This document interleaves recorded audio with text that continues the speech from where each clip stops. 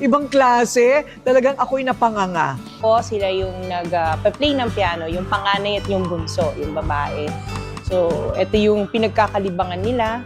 So, dito sa Salas, minsan nagtitipon-tipon kami ng mga bata para wala lang, magkwentuhan. Yun, wala kaming TV dito para focus namin is ang isa't isa para mag-bonding. Yan. Okay, so dito naman sa area na to, ito yung receiving area namin kasi may pinturin naman dito. Dito naghihintay yung mga bisita namin pag wala pa kami dito sa baba. So ito yung receiving area namin. So diretso naman tayo sa dining area namin. Ito yung aquarium namin. Ito namin na parang binubuhay. Saltwater fish. So konti lang siya kasi kailangan konti lang yung fish dyan. So I think yung clownfish nagtatago yata siya. Yan. So, and then, ito yung dining area namin. This is where the family spends most of their time together here. Sobrang gamit tong area namin. Dinner, breakfast, lahat dito, kwentuhan. And of course, I have my plate collection. I started collecting, actually, mommy ko nag-umpisa mag-collect ng plates from the UK. Inuwi niya, and kinontinue ko lang. So most of these are all Royal Albert na collection ko, which I've been collecting for the past 5 years na. Dito, we have a paging system. So, para tawagin yung mga anak ko kasi minsan ang hirap tumawagin. This is 3 floors up. So, pipindutin mo lang to. Tapos, i-announce na lang kung kakain na o hindi. Yan. So, bababa na yung mga yan. Tapos, yun. Ito yung aming short house tour ng aking bahay. Abangan nyo na lang yung aming kwentuhan ni Miss Corina. Wow, di ba? So paano nangyari na sa ganitong karangyang estado ng buhay niya, buhay nilang mag-asawa, ay nanggaling pala sila kapwa ng kanyang asawa sa hirap. Ngayon, she's on top of the world. Ito ay istorya ng inspirasyon para sa ating lahat. Ang formula ng asenso at tagumpay, Sara Diskaya is in the house!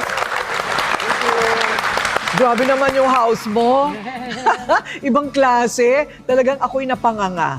Nung napasok ako dito, meron palang ganitong espasyo sa Pasig. Yes. Nakita nyo naman, bahagi ng kanyang opisina, bahagi ng kanyang bahay. Dito naman tayo sa kanyang buhay. Hindi mo iisipin, born in London, Yes. England. Yes. Tama? Tama. Ipaliwanag mo kung bakit. Yung mom ko, dati siyang OFW sa UK, and then kinuha niya yung dad ko doon. Yun, kaya kami doon pinanganak. Ayun. Ilan kayo magkakapatid? Nung time na yun, 2 kami. So, Okay. nung umuwi na kami sa Philippines, naging 3 na kami. Ayun. Tapos, ang trabaho ni nanay at ni tatay, hindi karangyaan, di ba? Hindi po. Oo. My mom was, nung dumating siya doon, chambermaid siya sa hotel. So, naglilinis siya ng mga rooms. And then yung dad ko, isang waiter. Sa wow. hotel din. Yes. Ang galing. Doon din sa hotel na yon. Magkahiwalay sila ng hotel. Pero doon parehong parang hotel and restaurant ang kanilang Yes. pinag-aralan siguro at doon. Totoo ha? Nakakatuwa, chambermaid sa hotel. Yung Yes. tatay mo naman waiter. Yes. Okay, wala po sila sa Buckingham Palace. Okay, nagkataon lang OFW sa London ba mismo? Sa parang suburbs of London. So parang malapit kami sa Heathrow Airport. Ayun. Tapos, kumusta naman ang pagiging pinanganak ka doon? Paano naman ang kabataan sa London? Kasi parang assuming na because I was born in the UK, maganda ang buhay namin. So ang parents ko, since waiter ang dad ko and mami ko chambermaid sa hotel, so kami, we lived in a council flat, which is chambermaid sa hotel. So kami, we lived in a council flat, which is pabahay ng gobyerno. Libre yung pag-aaral namin kasi we studied in public schools. Maganda din, Yes. Ang provision sa ibang bansa kasi ganun din. Well, dito Yes. din naman sa atin, public school ay libre. Yes. Pero yung pabahay, iba yun. Yes, pabahay ng gobyerno. Sister ko kasi ganun din na nangyari. Nagtira siya sa UK and then pumunta siya doon pregnant. Pinabahay din siya ng government. Wala siyang work, so binigyan din siya ng decorating allowance. So, Wow. yung mga ganun na May provisions. may mga ganong provision ng gobyerno, Yes. London? Yes, wow. meron. Maganda ang probisyon ng gobyerno, pero maliban doon, rumarakit pa rin yung nanay at tatay mo. Yes, kasi chambermaid siya, pero pag may spare time siya, nag-DDH siya sa mga bahay. So, naglilinis din siya ng mga bahay. Oy, sayang din yung kita. Yes, oo. At So, yung tatay mo naman, Waiter lang talaga siya Full para time. may time siya na kami naman ang alagaan. So, ayun. parang hati sila. Anong natutunan mo doon sa karanasan mo na yon, growing up, na maraming provision ang gobyerno? Yes, oo. Yun yung parang nakikita mo na pwede naman talaga gawin yan dito sa Pilipinas. Kung ang pamamalakad lang, yung diretso, kayang-kaya na ibigay din kung ano yung provision sa ibang bansa. Kayang-kaya din natin gawin yan dito sa Pilipinas eh. Oo, yung provision para sa mahihirap, lalo na. Yes, No? oo. Kasi parang doon, may mga mahihirap pero hindi mo ma-distinguish yung mahirap sa mayaman. Kasi kung ano nakakain ng mayayaman, nakakain ng mahihirap. Which is kaya naman natin gawin yan dito. Yung Yun. i-elevate din ang buhay ng bawat kapwa natin na Pilipino na maging ganun yung pantay lang. Correct. Hindi naman sila komunista, ano? Hindi naman. Talagang provided lang ng government. Imagine Yes. pabahay, very Pabahay, important. yes. Mawawala lahat ng squatters or urban Oo, poor, no? yes. Maganda rin yung ganong exposure, ano, Yes, for oo. you. Yes. Kasi then, parang ikaw nakukompare mo Mm-mm. kung ano yung pwedeng gawin dito. Correct. Oo. Pero maliban sa natututunan mo noon, Sarah, meron ka rin pinagdaanan bilang bata. Kasi ano ba, nabully ka daw noon dahil iba yung Yes. itsura mo sa Oo. kanila. So, yun nga, I went to a public school. So, syempre, ako yung mga first Asian babies doon nung time na yon, especially dun sa area namin. So, talagang iba yung itsura ko from my classmates. Iilan lang kami na Asian. So, yung bullying, it's not like the bully na name calling lang or ano. Talagang it came to a point na naging physical yung mga classmates ko. So, What? under the table Totoo? na sisipain ako ng classmate ko. So, I would go home with bruises sa legs ko or kaya dito napapunch ako. So, doon ako, nung nag-start ako ng bata ako, talagang very low yung confidence ko. Tapos iyakin ako. Oo. Totoo. So pag uwi mo, nagsusumbong ka naman sa mga magulang mo? No. Yun yung mali ko. I never told my parents. Pero yung nagtataka mami ko, bakit kaya iyakin yung anak ko? Kaya mom ko has a very strong personality. So nung every time na magkakaroon ng PTC, tinatanong niya sa teachers ko, and then apparently parang na ano niya na yung isang teacher ko, parang may ano din sa color ko or ano. Tapos pinagalitan niya yung teacher ko. So from there, parang naging medyo mag-aangang end ng school year ko kasi pati mom ko, talaga I saw how my mom defended me. Talaga? O ano naman ang natutunan mo doon? Sa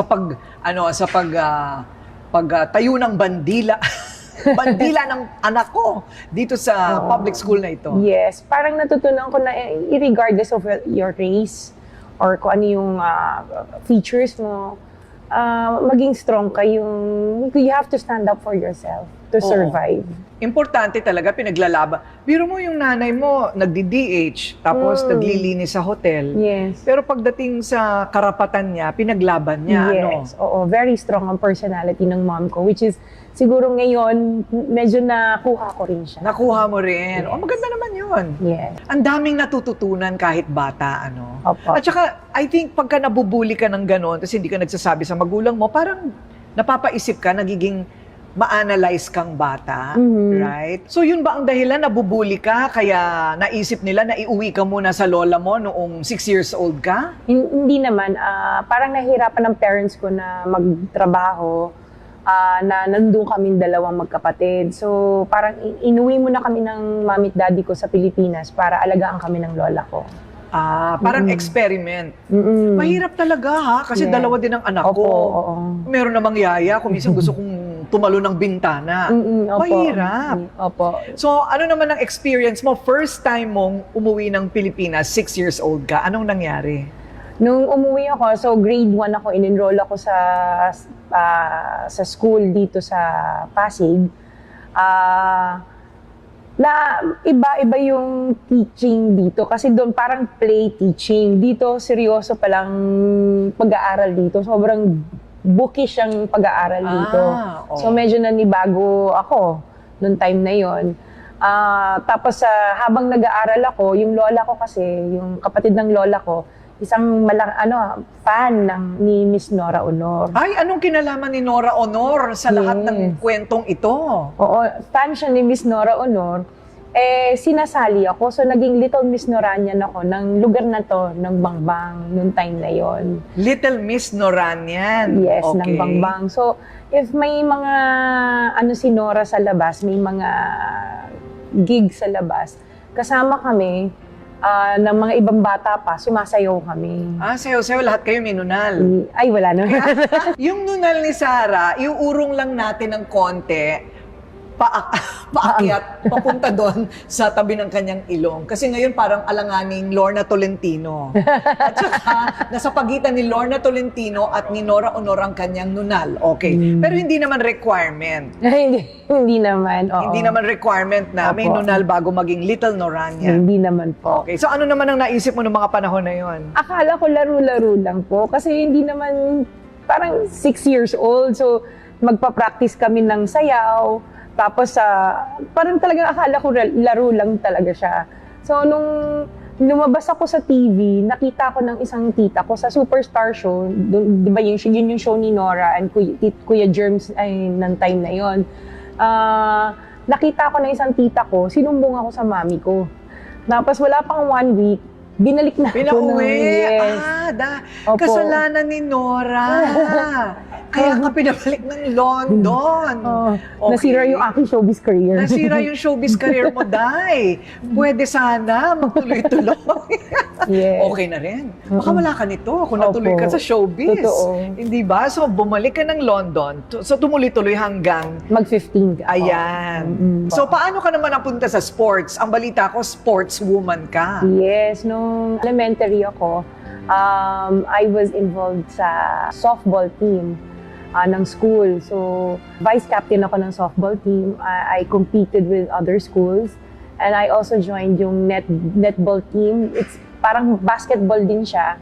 Pero pag hawak mo yung bola, bawal ka nang gumalaw. So, it's a British sport. No? So, yun yung naging sport ko. And I was part nung track and field namin. Wow! Nung high school. And I was the second fastest girl in school. Totoo nga. Oo. Siguro meron ka rin gustong patunayan. Yes. Oo. Doon ko parang na-feel na, you're welcome ka pala sa community namin pag sports. Oo. So, talagang ginawa ko yung best ko sa sport. O dyan naman, sa part naman na yan, ano naman ang natutunan mo sa part na yan? Kasi biro mo dati, inaapi ka. Oo. Biglang naging captain ball ka. Yes. So ano naman ang learning mo doon? Kailangan na maging sport ka. Maging Oo. sport ka sa mga classmate mo. Kasi parang natutunan ko doon na sila pala, pagdating sa sport, talagang kailangan marunong ka makisama sa bawat iba-iba. Ayun, pakikisama. Yes. Yung pakikisama sa tao, Mm-mm. importante. Yes po. Oo. Aside from excelling, di ba? Kung gagawa ka rin lang naman ng isang bagay, ikaw na maging number 1. Hindi ba? Parang yun ang naging prinsipyo mo, buong buhay mo, kaya ganito kalaki ang building mo. Hindi ba? So all's well. Dahil sa kumikita naman, kahit paano, mga magulang, maganda naman ang provision ng gobyerno. Opo. Bakit ka pinabalik na naman ng Pilipinas nung 15 ka? Gusto na ng mami at daddy ko ma-adapt namin yung Filipino culture. And gusto na rin parang mag-retire ang parents ko dito sa Pilipinas at magtayo ng sariling negosyo. Kasi ang hirap talaga nung work nila doon kasi shifting sila eh. So, ang nangyari, umuwi na lang kami kasi nakapag-ipon naman sila ng sapat na pera para mag-umpisa ng maliit na negosyo dito. So lahat kayo? Yes. Opo. Lahat. Opo. Okay. Parang may ganong mga OFW, May plano talagang bumalik. Parang home is where the heart is. Home is where the heart is. So Opo. yan ang aalamin natin. Natagpuan nga ba at nakilala nga ba ni Sarah ang kanyang heart sa Pilipinas? Okay ang segue, no? O sige, usapang pag-ibig naman ang susunod.